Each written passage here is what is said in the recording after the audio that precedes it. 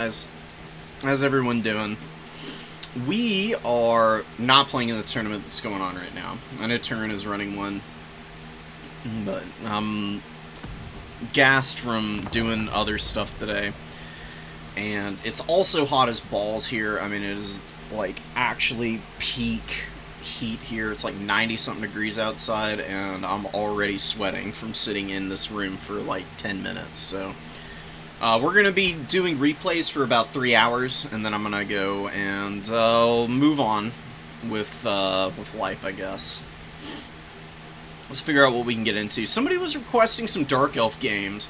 We didn't get a lot of time with them, so without further ado, we'll jump into a really good Dark Elf matchup. Dark Elves have a really good time fighting into Khorne. It's not like the worst matchup in the world for Khorne, but it's definitely one of the more difficult ones that's still fairly winnable. Just have to have a lot of patience here. You can't really get away with mispositioning any of your units because of the heavy kite that Dark Elves are able to play into, which is Khorne's biggest weakness. Very curious to see how Beluga is going to be handling this match here. I do like the starting army for the most part from Beluga. Skulls and blood for the blood god, for Lord God. Hell yeah, let's go, buddy. So the Marauders are fine. You don't really need heavy infantry. Oftentimes, like, Chaos Warriors are just going to get shot to death by Scourge Runners and pincushioned by a million missiles. Because while the Khorne Warriors are very stalwart with silver shields and all that armor, I mean, at a certain point, there's enough AP missiles on the field that it just doesn't matter that you've got protection anymore, you know? Like, if you've got, like, multiple shades and dart shards, as well as repeater crossbows and scourge runners hitting you, doesn't matter how well armored you are, you're gonna die just the same. So I really actually prefer the Marauders in this matchup, because the Dark Elves don't really bring a ton of infantry. Some of the infantry they do bring can be a little bit vulnerable to Marauder play.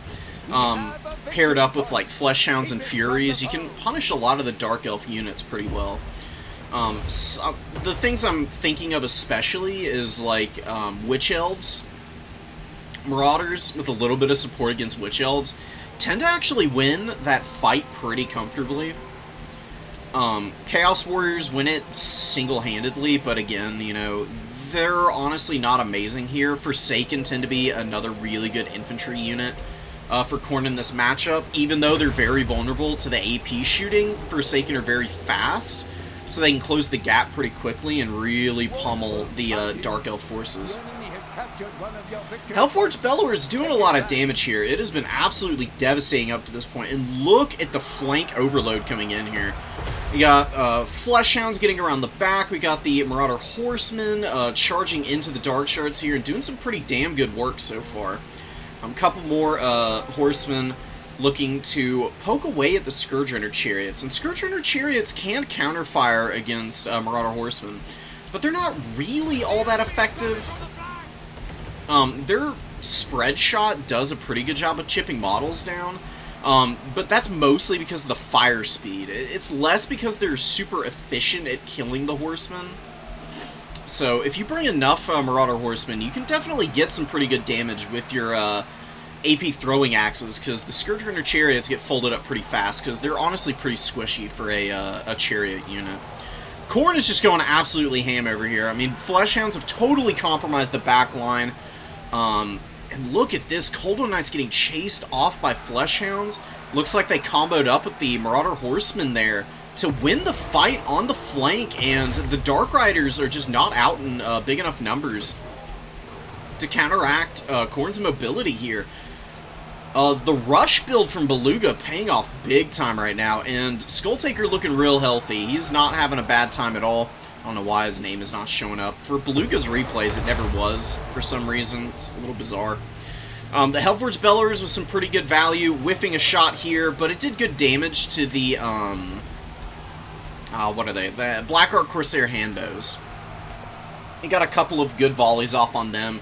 Helped work them down, and a lot of this back pressure is being dealt with finally. You see a handful of Fleshhounds going down. Some of the Marauders are pretty beat up, but most of the Marauders are very healthy, and there is enough mobility that Khorne is definitely going to be able to keep the momentum up. You've got Skulltaker here, who's also very juiced up. He's not suffered too horribly at the hands of any of the Dark Elf units up to this stage. And I think that the Dark Elves are going to be going down here. Look at this, the Fleshhounds on either side of the Cold One Dread Knights here. And really dragging them down. Doing a great job of just hounding after this very expensive, elite, heavy cavalry unit. Not giving them any space to breathe is honestly a great way to go about killing them. Because the real sauce to the Cold Ones, the Dread Knights and the anti-large variant, is their charge bonus. Like, they do amazing damage on the charge. They've got respectable melee attack and melee defense, the Dread Knights especially. But with this many units surrounding them, you can see how quickly they're being taken down. It's a 1,300 gold monstrous cav. And they're being killed by, like, multiple Warhounds, throwing axes, some Marauders are in here doing good damage, and Skulltaker's killing the, Lord here, the High Beastmaster, on the Scourge Runner Chariot, and the bumper car duel, having a really shitty time. Skulltaker just murders everything that's on wheels. Anything that's also a chariot is just not going to be able to do anything to him. He's just got way too good of stats. His survivability with Gore Feast is kind of out of this world. Cloak of Skulls is up now, so he gets the immune to flanking. He gets more armor and just a flat extra 20% missile resistance, which is pretty crazy for him. He is on top of the Blackguard of Nagaron now. They will do some pretty nasty damage to him, but beautiful follow-ups here. Get the Hellforge Bellowers firing point blank into the Blackguard. Good volley from throwing axes. And Skulltaker is able to peel out of here with the help of the Marauders, stopping up most of the momentum of those Blackguard who were chasing after him. Dread Knights go down to a man. They just about paid for themselves, but that's not quite enough for what the Dark Elves need to happen here. They're just totally pinned up in their spawn zone. Khorne taking full advantage of the over-aggression early from the Dark Elves. They had their Scourge Runners just kind of wandering out in the midfield, and Khorne just engaged onto their infantry and just completely killed them immediately. I mean, all those Dark Shards died in the first, like, 2 minutes of the game, or the first 2 minutes of the opening engagement, not the first 2 minutes of the game. But, like, within 2 minutes, all the Dark Shards, all the Shades, and the Handbows are gone. Without that infantry support, the Scourge Runners and the Cold One Knights, yeah, they're getting some good value, but it's just not going to be sufficient to push Khorne back again. You know, they've got a triple cap across the field. They've got the value lead. Skulltaker's just still going in hard for trying to kill the Beastmaster. He's also buffing everything up as he's rolling around. There's been really good Horns of Khorne going down as well. I have seen this being used every single time it's off cooldown, and it's been done very expertly. Helping get those extra little, like, wins out on the flanks. We got more Fleshhounds coming in. We got a lot of Warhounds underfoot. The Warhounds actually doing really well here. Beluga is maybe going to be the person who convinces me that Warhounds are not total dog shit. No pun intended. I really like the Fleshhound pressure, and that's going to be it for Pont. Just not able to get anything going. That Hellforge Bellowers, getting some really good damage in, man.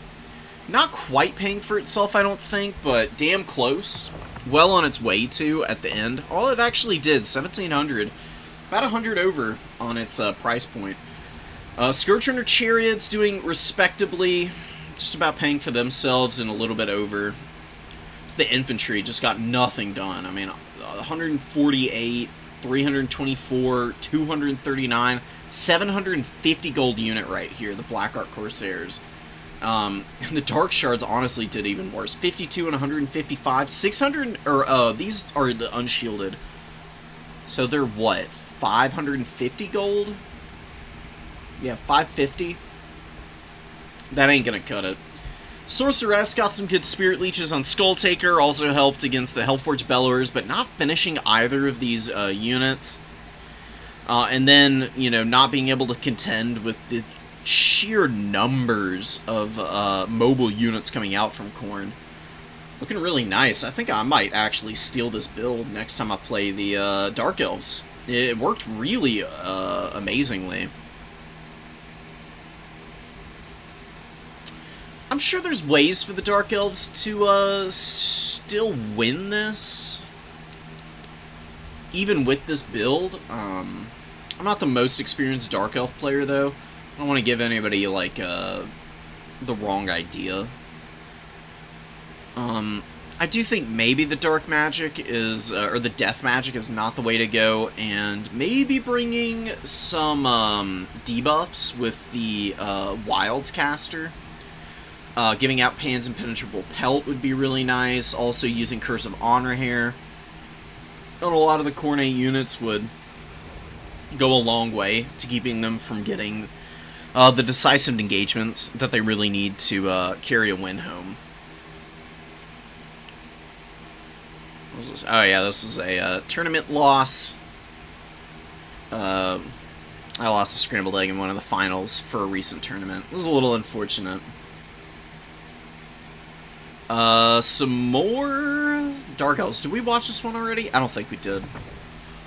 I'm usually pretty good about remembering the Crone Hellebron games. Seeing her out here, definitely not the most common pick.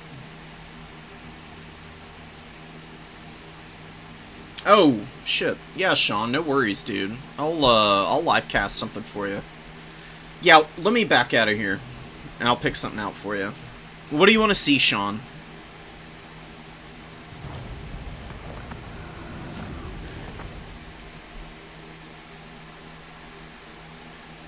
I imagine you want to see one of your games, so let me see what we've got.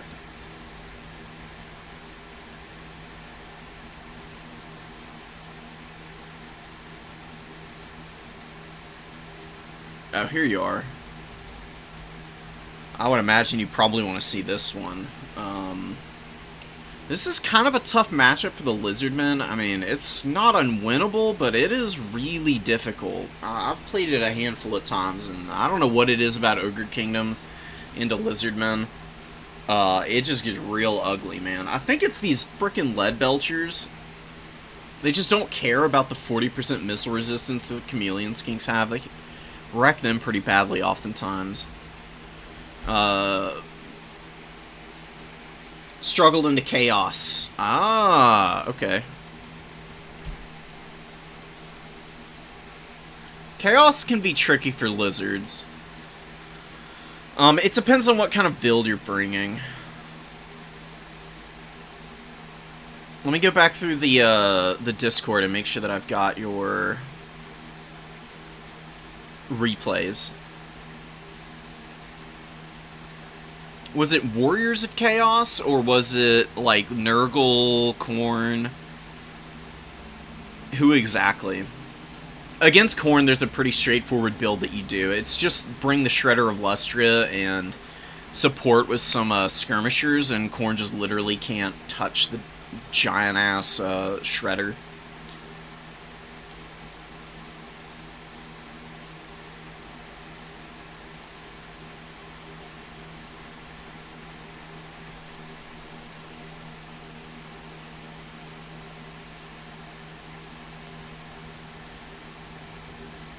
Well, oh, here we go. Here's Bowl. Okay. Well, I want to do the one that you want help with. We'll do the Ogre Kingdoms game after that. It will be good for, just, you know, research purposes, I suppose you could say.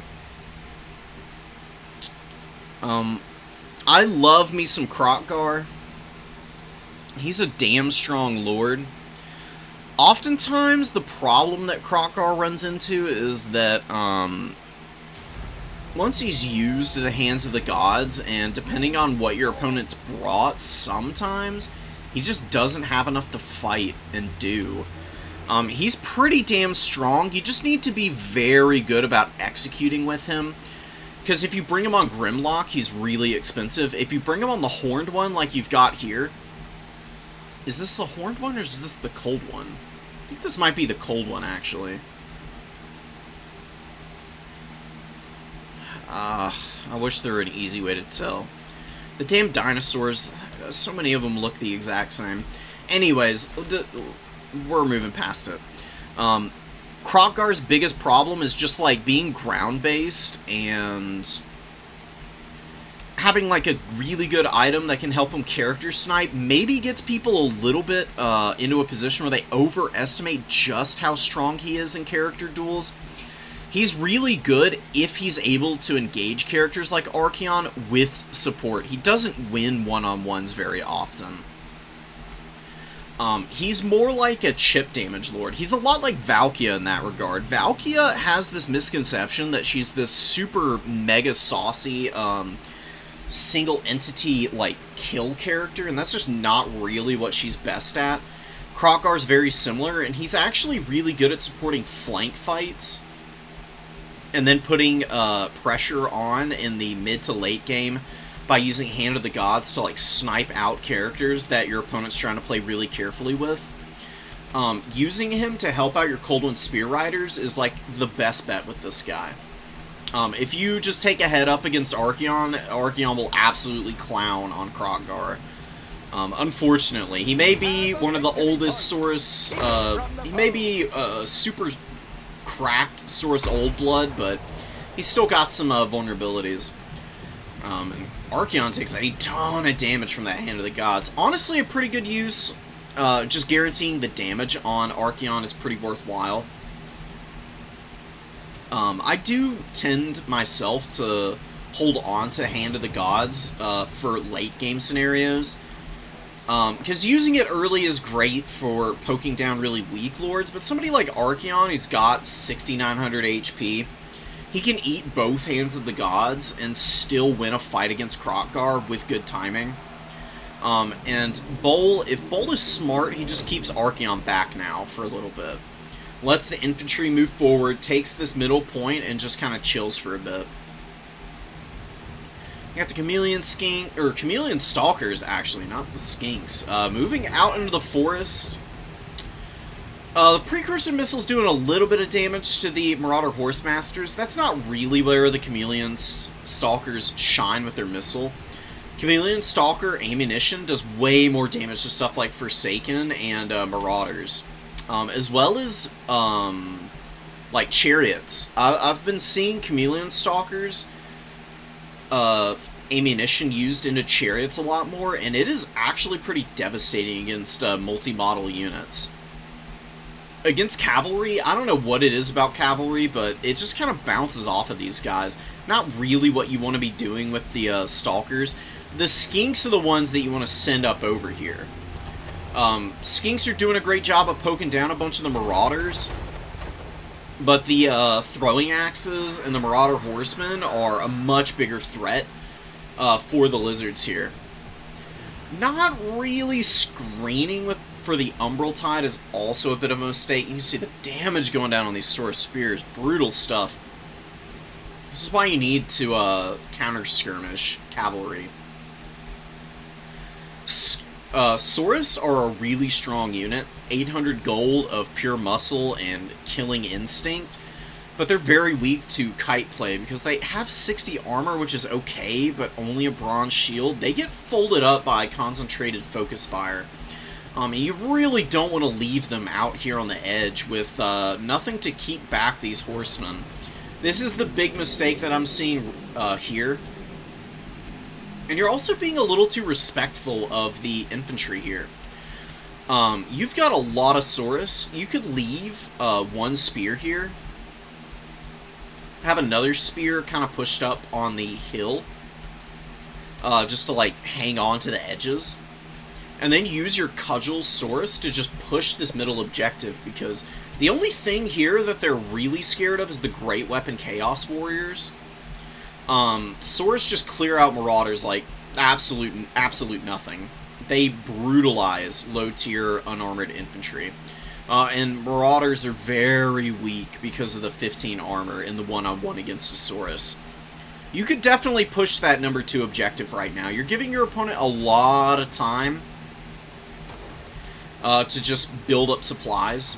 I know they haven't brought anything out yet. You might be getting a little bit of a skewed idea of what exactly it is they're trying to do, and you might think they're maybe a little bit weaker and you've got plenty of time to build up yourself. Bringing a bunch of Feral Cold Ones in, not a bad idea. You don't want to use Feral Cold Ones to chase cavalry, though, because they just don't have the speed to catch them. And yeah, they've got 90 armor, but again, these throwing axes and even the javelins have really good armor piercing across the board, and the Feral Rage on the Feral Cold Ones is really punishing. It gets them in a lot of trouble oftentimes. So I think you're just going in a little disjointed. You want to use your infantry more aggressively, and you want to be a little less aggressive with your Feral Cold Ones. Really, all the Feral Cold Ones should do is keep the Chameleon Skinks safe from a bum rush from these Marauder Horsemen, because Chameleon Skinks actually get folded up by Marauder Horsemen because they have such low HP pools and no armor. Even though the Marauder Horsemen aren't very good in melee combat themselves, they do uptrade in melee against Chameleon Skinks. So if you just use the Chameleon Skinks to poke the Horsemen with a Feral Cold One line behind the Skinks, keeping them safe with good mass, stopping up any cavalry that try to compromise them, you'll very quickly outskirmish Chaos here. Saurus moving in. Yeah, the Saurus down here with the support from cohorts and a little bit of fire from the Umbral Tide very quickly wear out this Marauder unit and are going to be pushing forward now. It's a great opportunity to get out on the flank, and yeah, this is why you don't chase. I mean, Hellstriders come out, one of the Feral Cold Ones is getting shot to death and is already rampaging anyways. This is a big loss. I mean, this is 1,000 gold right here, and they're not going to get anything done against the Hellstriders. Hellstriders are going to get a basically free real estate, killing all those dudes. You got one Feral Cold One back here. 70 gold, 100 gold. Really poor performance from the Feral Cold Ones. That's a pretty easy mistake to clean up, though. Just don't go for those kind of pushes. Again, just take ground with the Chameleon Skinks of the Cold Ones behind, and you're set. Like, Chaos can't do anything at that point. Even with the Hellstriders trying to get in at that point, you've still got the Chameleon Skinks to rotate behind the Feral Cold Ones. The Feral Cold Ones are up at the blue line, Chameleon Skinks are behind on the red, and then they just counter-fire onto the Hellstriders, who have very low armor. Chameleon Skinks actually do a pretty good job of handling. As long as you keep your Skirmish Corps alive as the Lizards, you're going to be doing pretty well into Chaos. Cohorts out on the flank, you got a couple here. They could get aggressive. Starting to flip the middle a little bit. Get your cohorts up in the middle here and have the Saurus hold the front line. And there's no way Chaos is going to be breaking through without some serious heavy-ass melee units, which they don't really have right now. I mean, you see the Chaos Warriors, they get pushed back without too many problems. The Great Weapons did pretty well, but you did a good job of focusing them down. I saw some Chameleon Skinks shooting at them. I also saw the Umbral Tide poke them for a little bit there. Very good selection of targets with the Umbral Tide up to this point. But you definitely do want to do something about these skirmishers. They've been very, very persistent and doing a lot to harass you throughout this game.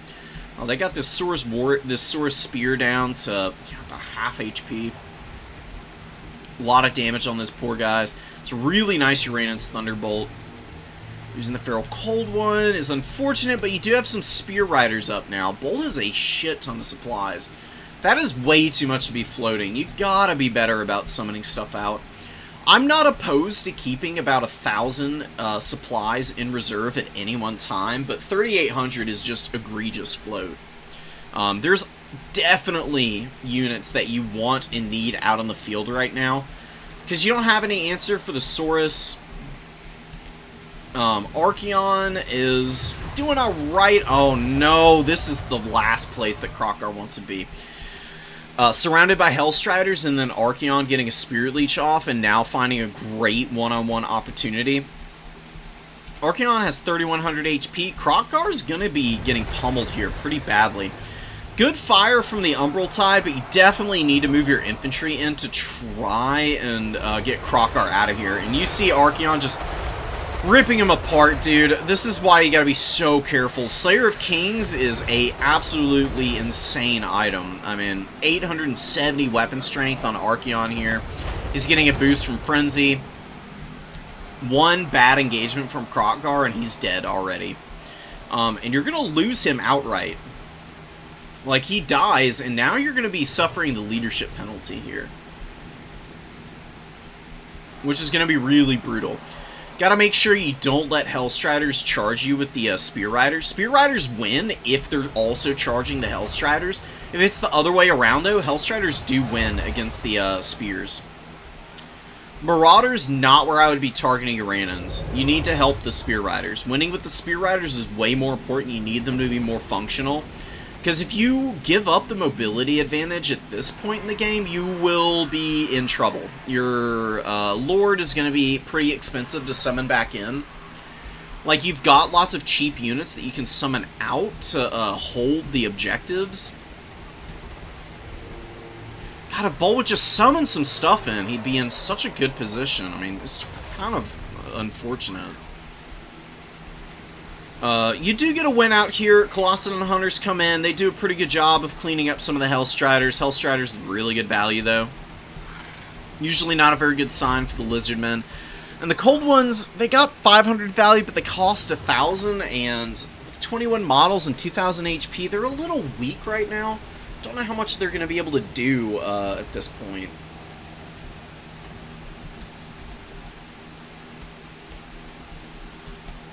You're doing a good job of maintaining your forces, but you're kind of getting away with murder right now. I don't know what Bull is doing with the 5,000 supplies in the bank. Summon things in, please, dear God. If Bull had that 5,000 supplies worth of stuff on the field, he'd be able to counter-push what you got here pretty easily. You're out of ammo on the Umbral Tide. Colossadon Hunters are a really strong unit, but also very weak to a lot of Warrior of Chaos tools. Finally get something out. Rotting Riders coming in. Definitely can clean up the Spear Riders. You're being a little too aggressive here. I mean, I think you're still overestimating like the situation that your opponent is in, or maybe underestimating it, I guess. You haven't been seeing your opponent summoning stuff out, so I guess maybe I can understand not knowing exactly what they've got supplies-wise. But keeping track of supplies is really important, because people do sometimes just bank up like 2,000 supplies and bring a bunch of stuff in at once. It can really throw your momentum off at that point. That's kind of what Bull's doing here. Finally getting the Rotting Riders out. 2 Blood Beasts coming in. They're coming in very disjointed, though. Like, there's no reason to send them in without infantry support. Because Blood Beasts are really damn strong as long as they've got a little bit of peel for them. Because the selling point of Blood Beasts is their charge bonus. That's where they do most of their damage, is when they're making initial contact with enemy units. And they uptrade into a lot of very powerful tools, but usually only if they have a little bit of infantry support nearby.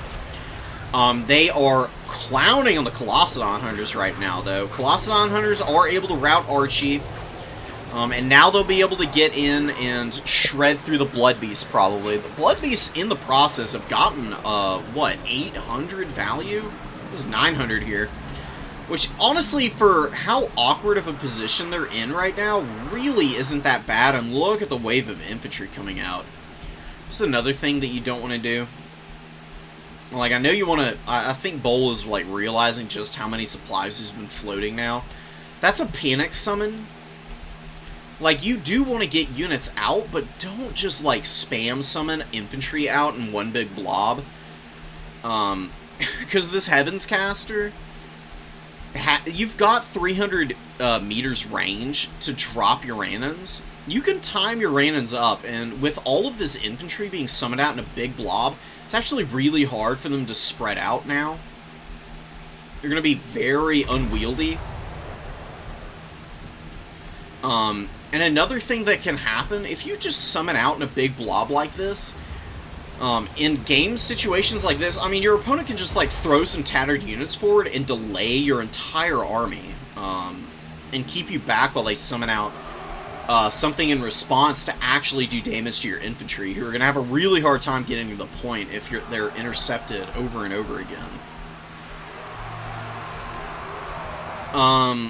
Fighting the Horse Masters with the Spear Riders, sure, but the Rotting Riders are literally right next door. You cannot take this fight. The Rotting Riders love killing other anti-large cavalry because they are very resilient. They've got the ward save, they've got regeneration, they've got better stats than Spear Riders as well, so they just massively out-trade lower tier anti-large AP cavalry like this. And they've got the benefit of having the Horsemen and the Horse Masters eating the charge initially for them, so they don't even take the worst of the damage from the Coldman Spear Riders here. And they're just farming up those Spear Riders. You gotta multiply your Spear Riders on the field against Warriors of Chaos. The more anti-large units that you have, the easier it is to kill the Rotting Riders, because Rotting Riders win one-on-ones all day, every day. A single 2v1 against the Rotting Riders, though, they will immediately lose that. They do very poorly if they're getting rear charged by multiple AP units. They just don't really hold up to it. Your opponent dodging there, very unfortunate for you. Good stuffing here, keeping the Marauders back with some Saurus Spears. Saurus Warriors keeping back the Chaos Warriors. You got lots of Marauders getting up on your middle objective. A little bit of a full retreat here. Honestly, not the worst idea in the world. You've got the ticket lead. And you don't really have a way to outmuscle the Warriors of Chaos here. See, now that Bull actually summoned out the units that he needs, he's not really struggling with anything that you're throwing up. You've got a small value lead, but that's a little deceptive because in the process of, you know, like summoning out Krokgar, he's like, what, 1800 on his mount here with Hand of the Gods? That's a lot of time that you've been without reinforcing infantry. And now that Bull just brings in a massive wave of Marauders and stuff getting up in here, it's going to take a long time to break that down, and Krokgar is not going to be helping out much with that situation. That's just not really what he does, you know? Like, he is a character sniper, and he's good at, like, poking down stuff like the Rotting Riders with support. He can't do it by himself. Hand of the Gods, a little bit awkward there. A little too close in. Not getting ideal damage in against the Rotting Riders there. Do get the Spear Riders coming in with some cohort fire, poisoning the Rotting Riders and lowering their weapon strength. Maybe you're going to be able to start taking these guys down. Krokgar is actually going to rack up some pretty significant value here. Just poking into the rear of the Rotting Riders. You can see them dropping models now, which is amazing for the Lizardmen. But, you know, again, your opponent has gotten all the momentum up onto the points, and it's a very late game situation. You're very slow pushing in right off the bat. And now in the late game with all of the Marauders and a couple of Chaos Warriors up on this objective, with supporting Hellstriders and Blood Beasts, I don't know if you're going to be able to get enough onto the field to be able to take these guys down. Rotting Riders taken out. They did get their value back, but the Coldman Spear Riders, you know, that's the power of them. With a little bit of support, they are a menace for those very elite units. They just can't do it alone. They have to get the 2v1s. And that's the advantage for the Lizardmen in this matchup oftentimes. Usually the Lizardmen are at a numbers advantage against the Warriors of Chaos. Just because Skinks and even Saurus are, like, fairly affordable. So you can usually flood the field with enough units to be able to get those opportunities to isolate your opponent's more powerful individual tools.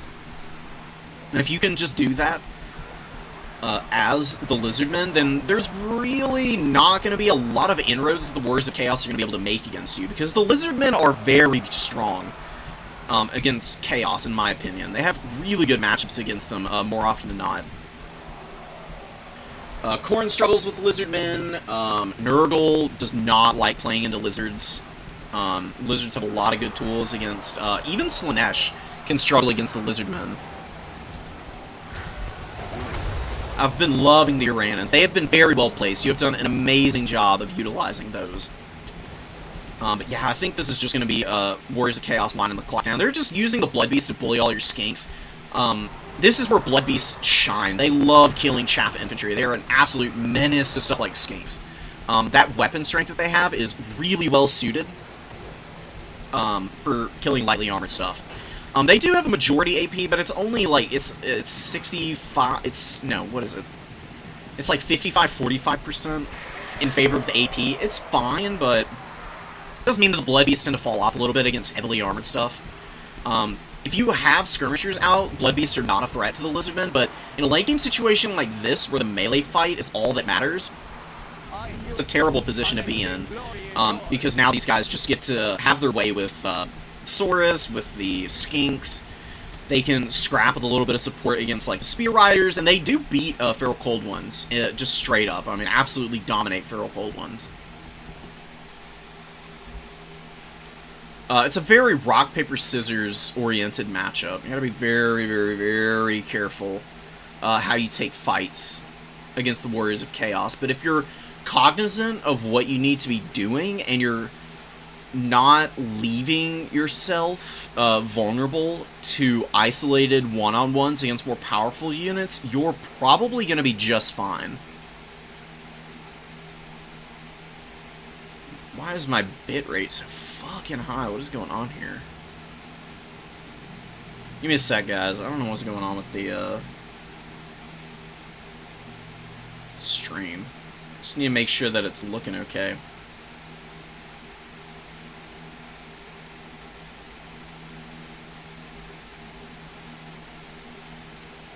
YouTube is not receiving enough video to maintain smooth streaming. That is total crap. It's literally it literally is fine. I don't know what's going on. YouTube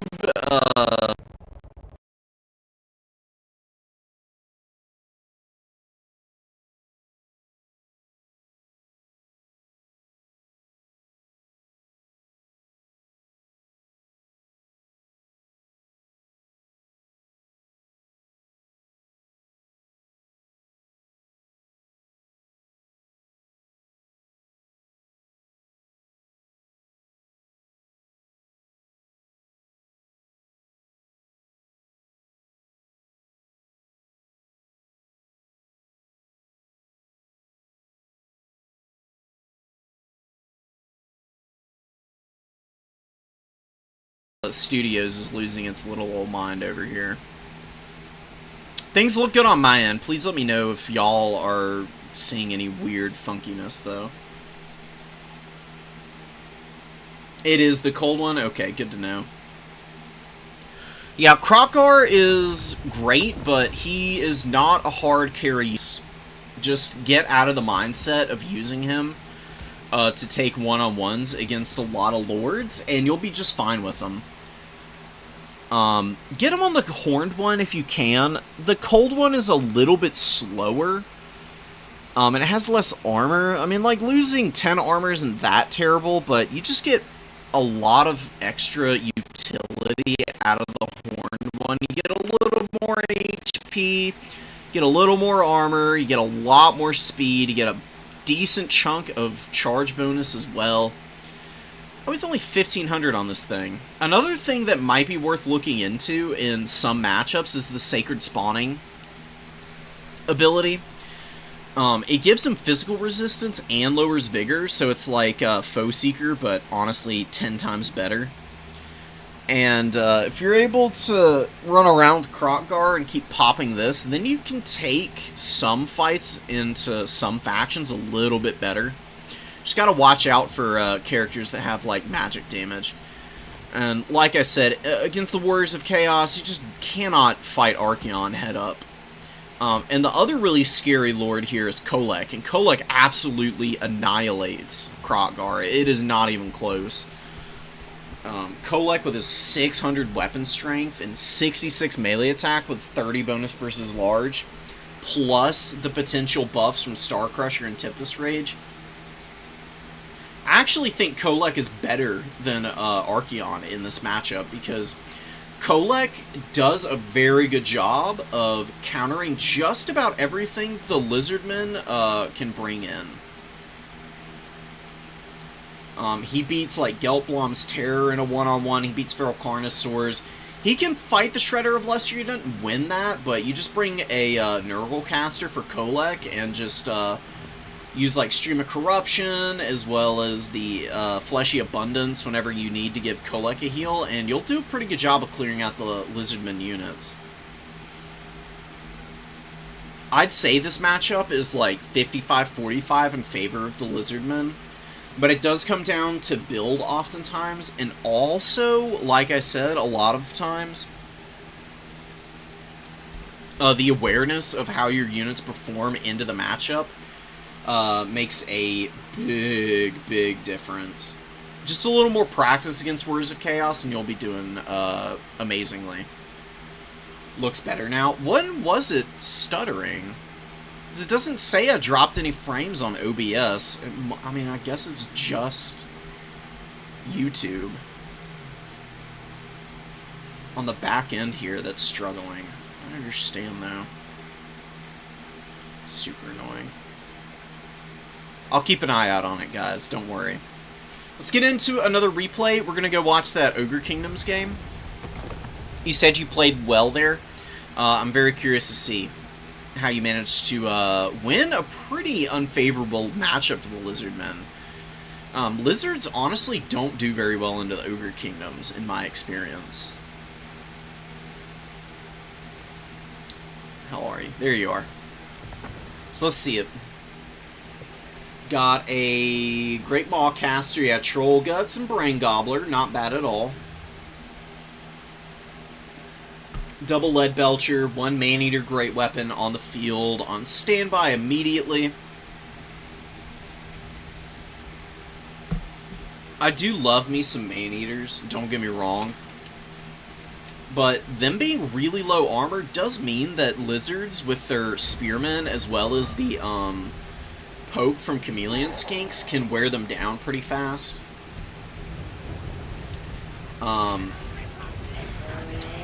Like, truth be told, I find Man-Eaters to be, like, better into Chaos factions on average.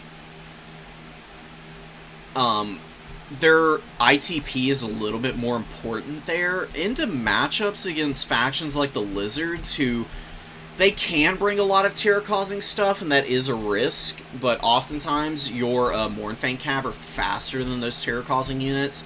I think the Mournfang Cavalry with the high armor is just way better, because Skinks are just not nearly as much of a threat at that point. And then you can use your Noblars and other tools to like wear out the Chameleon Skinks a little bit easier. You don't have to be so worried about the Man-Eaters getting shot to pieces when you're also juggling like Lead Belchers, and then obviously making sure that your Ogre Bulls aren't just getting poked down for free. Ogres are a really strong faction, but they're very high micro and very execution dependent faction as well.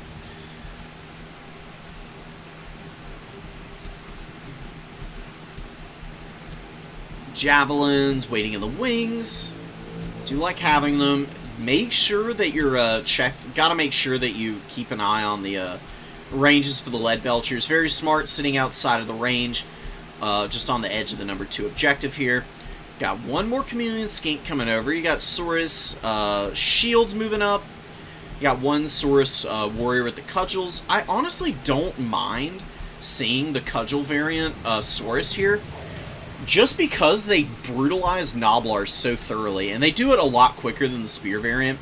Like, Saurus Spears are a very strong unit, even if they're fighting against stuff that's infantry size, just because of their weapon strength. But the Saurus Warriors with the shields have more weapon strength and slightly better melee attacks, so they're just a little bit better at killing stuff like Gnoblars and Pigback Riders. And both of these units are very lightly armored, so they get absolutely wrecked by the Saurus. Saurus also have a bunch of HP, so it takes a little bit of extra time for Lead Belchers to kill them. Daceberg, yeah, targeting the Skink cohort, not a bad idea. I mean, Lead Belchers just do so much damage. It's absolutely obscene, the kind of work that they can do. Good micro, though.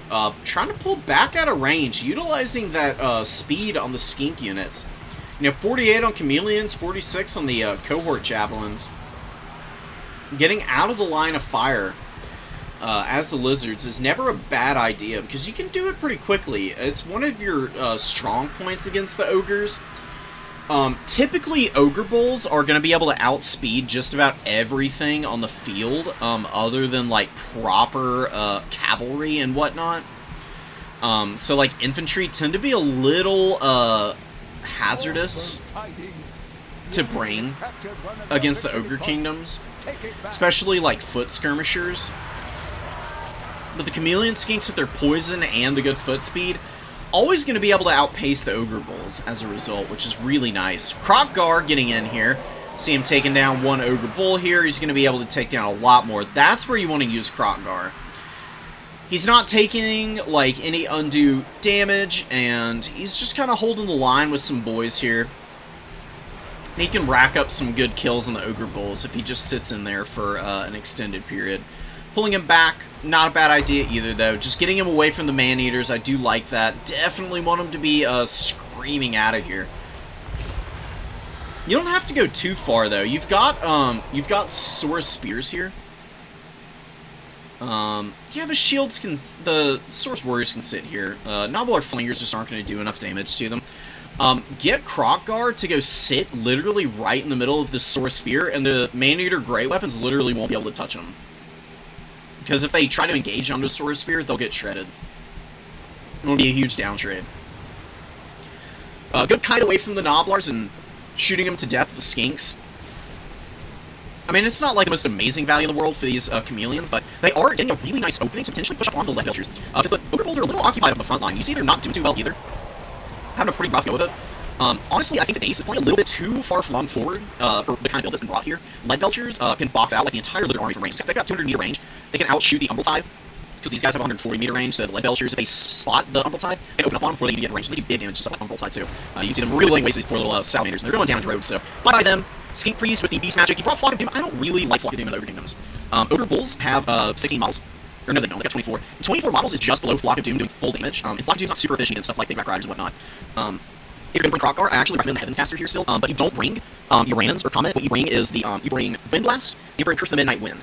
And those spells will do a very good job for you. Just constantly, like, proccing Wind Blast onto Gnoblars and clearing them out in droves because it does so much damage. You can bring Harmonic Conversions as well, because it does give you a nice little boost to charges against Ogre units. And to sustain combat stats, since Ogres tend to be pretty impactful, because Ogres have some pretty beefy units in terms of stats, but they really benefit the most from your charge bonus. Harmonic Convergence lessens the amount of damage that you take in the charge, just by getting your stats a little bit higher. And then once the charge bonus wears off, you get a little bit of extra time to be able to poke in more effectively. Really good shots coming in from the Chameleon Skinks. Lead Belchers taking horrible damage. This is what you really wanted to do against the Warriors of Chaos as well. You got aggressive with your good front line early. The Ogres tried to push down your skirmishers. You kited back, did a great job of counterfiring them, and then getting them in position to punish your opponent's missiles, right? Like, Lead Belchers took some serious damage there. They have paid for themselves, but honestly, keeping Lead Belchers in check by keeping them from up-trading like double their value is basically beating the Ogres, because Ogres, against a faction with good infantry, like the Lizardmen, either because of numbers or quality, the Lizardmen having both means that Ogre Bulls are just never, or Ogre Kingdoms in general, are just never really going to win the melee traits very hard. They can do respectably, and their melee troops are important to have, but they're really there just to, like, protect the backline, and Daze has not done a great job of that. You've done a pretty good job of, like, forcing openings in this formation, and now in the late game here, with all the Gnoblars being really broken down, and most of the Ogres, like, units being pushed off, are just getting amazing value trades, and goddamn, the Chameleon Skinks, man. The value here on some of them doesn't look that great, but I'm telling you, man, these Chameleon Skinks have been absolutely indispensable this game. They're doing a great job of murdering the Slaughtermaster here. Krokgar's been okay. I actually think the Swords have also gotten some pretty tremendous value. Look at the Skink cohorts. Skink cohorts getting a great volley off into the Ogre Bulls as they close in, getting good damage onto those guys. Collapse from the rear with the Saber Tusk pack and the Blood Vultures, going after the Chameleon Skinks. Skinks in a little bit of trouble here. More Source Warriors coming up. These guys have done respectably. 500 value on the Source Sphere here. Their Cold Bones at 700 value. Gonna die to the Piggyback Knights, probably. Yeah, some Cold Wind Riders out. You should be fine. I mean, the Ogres in this position where they are just trickling units in, never really going to be able to form up another like good block of units to be able to counter push you. And the Ogre Bulls have just traded horrendously this game, dude. Absolutely abysmal performance from pretty much all of the Ogre melee units. I've been seeing a lot of errors with positioning on them. Ogre Bulls don't win fights by themselves. They win fights when they have Nobblers in that same fight with them. That's how Ogre Bulls get their value. If they just take a one-on-one, Man-Eaters, Ogre Bulls, Iron Guts, they tend to downtrade, actually. Even if they do decent damage, they just, they're not that durable. They've got, like, good HP totals, but their armor tends to be a little weak across the board. Their stats, melee attack and melee defense tend to be a little low as well. And, yeah, I mean, they just need to be charging through stuff. That's why the Nobblers are so important for the Ogres. Ogre Kingdoms without Nobblers are an absolute trash tier faction. It's the synergy between the two that makes Ogres decent. And it does tend to mean that Ogres can be a little bit, what's the word? Inconsistent. Inconsistent works good enough. They're a little inconsistent as a result, but if you're playing Ogre Kingdoms and you specialize in them, and you understand the ins and outs of taking engagements with the Ogre Kingdoms, you can turn it into a real bully, because Ogre Kingdoms, when they have that good execution on their assaults in the front line with their Ogre Bulls backed by Nobblers, and the good focus fire, killing your opponents like range tools or hard counters to the Ogre Bulls and stuff, it gets real ugly real fast for people playing in the Ogre Kingdoms, and that is typically why this is favored for the Ogre Kingdoms, but you did punish your opponent for the semi-lackadaisical positioning on some of their units. And that's why you're walking away with the win here. You just played this really cleanly, Sean. This is definitely one that you can hang your hat on. Your opponent didn't make any egregious blunders, but you capitalized on all the little mistakes that they were making, and now you got a huge value lead, and this is where Ogre Kingdoms just aren't going to be able to do anything. For such a mobile faction, Ogre Kingdoms are surprisingly bad at pushing in the late game, just because, you know, Nobblers are not the most resilient of creatures. And if you're having to, like, fight back from a deficit without any range tools, that's not really going to work out too often. Colossadon Hunter's coming in. Krokar has done pretty well. I mean, 1,000 value on him is not terrible. Again, though, Krokar I feel like maybe just needs a little bit of a buff. Giving him a little more melee defense I don't think would be a big deal. I think it'd be kind of nice. But hey, I mean, keeping him alive and just using him to bully some of the Ogre Bulls was more than enough for him, you know? Keeping him alive is in the late game. Alright, I'm gonna restart the stream. If it's stuttering again, it's so annoying, man. Oh my god, what the hell's going on? Give me a sec, guys. I'll be right back.